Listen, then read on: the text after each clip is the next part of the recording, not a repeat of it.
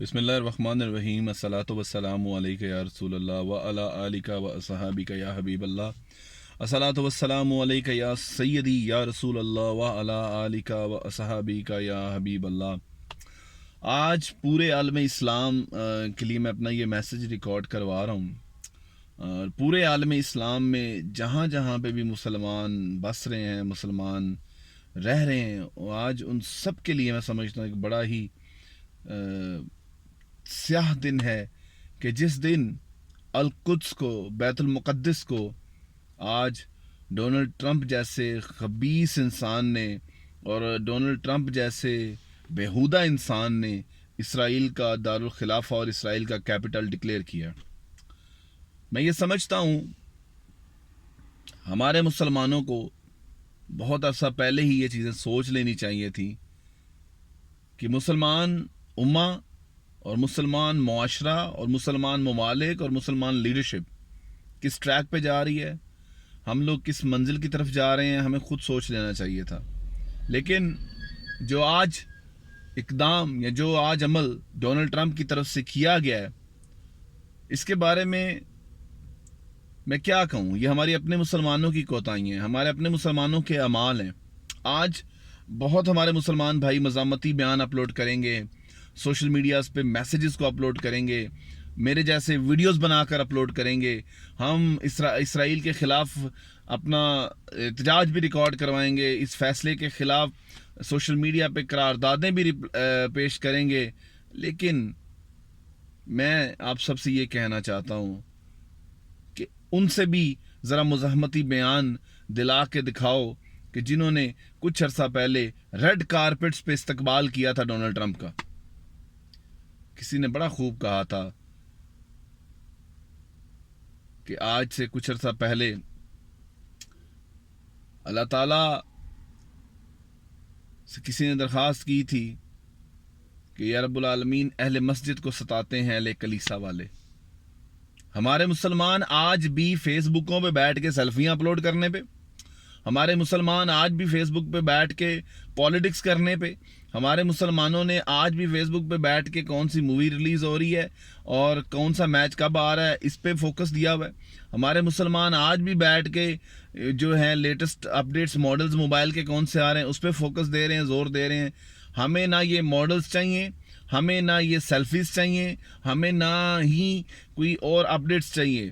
ہمیں تو یہ معلوم ہونا چاہیے کہ بیت المقدس کے ساتھ کیا ہو رہا ہے، ان فلسطینی ہمارے بھائیوں کے ساتھ، ہماری بہنوں کے ساتھ کہ جنہوں نے 28 مئی کو ہونے والے جو ہم نے ایٹمی دھماکے کیے پاکستان میں، تو فلسطین کی گلیوں میں انہوں نے مٹھائیاں تقسیم کر کے اسرائیل کی آنکھوں میں آنکھیں ڈال کے اسرائیلی فوجیوں کو یہ کہا کہ آؤ اب ہم پہ حملہ کرو یا اب ہم سے جنگ کرو۔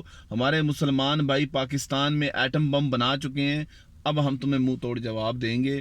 کیا ہم نے یہ ایٹم بم اپنے سجانے کے لیے بنائے تھے؟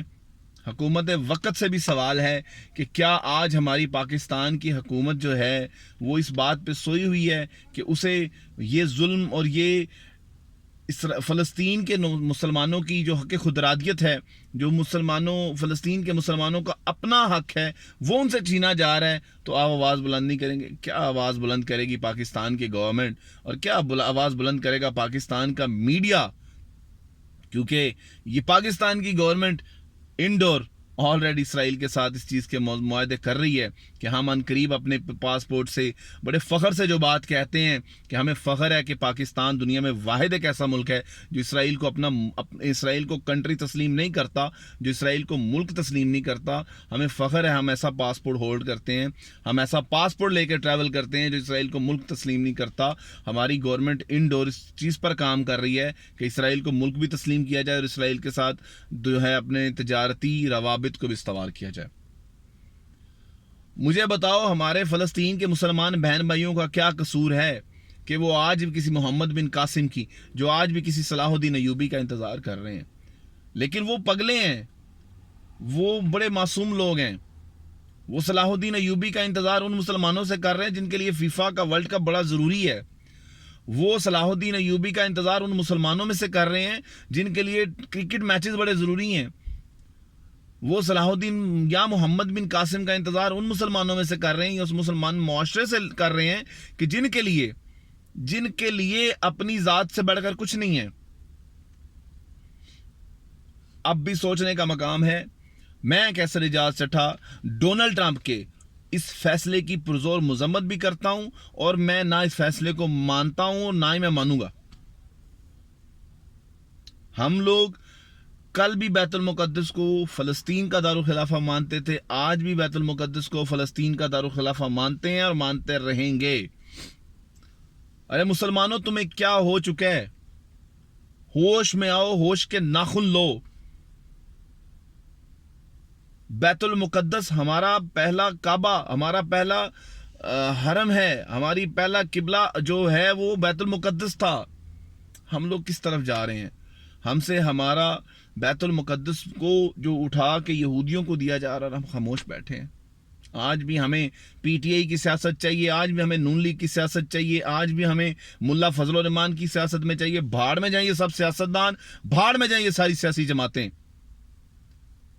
جو عالم اسلام کے درد کے ساتھ، جس کو تکلیف نہیں ہوتی، جس کو عالم اسلام کے درد محسوس نہیں ہوتا، جس کو عالم اسلام کے ساتھ ہونے والی ناانصافیوں پر آواز بلند کرنا نہیں آتی، بھاڑ میں جائیں ہماری طرف سے یہ سارے سیاستدان، بھاڑ میں جائیں یہ ساری سیاسی جماعتیں۔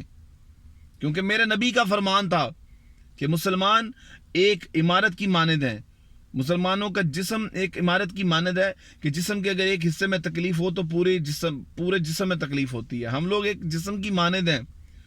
فلسطین کے مسلمانوں کے ساتھ 70 سال سے ظلم ہو رہا ہے۔ فلسطین میں نہ ان کو ان کے مذہبی حقوق دیے جا رہے ہیں، نہ ان کو ان کے سماجی حقوق دیے جا رہے ہیں، نہ ان کو ان کے سیاسی حقوق دیے جا رہے ہیں، نہ ان کو ان کے معاشرتی حقوق دیے جا رہے ہیں۔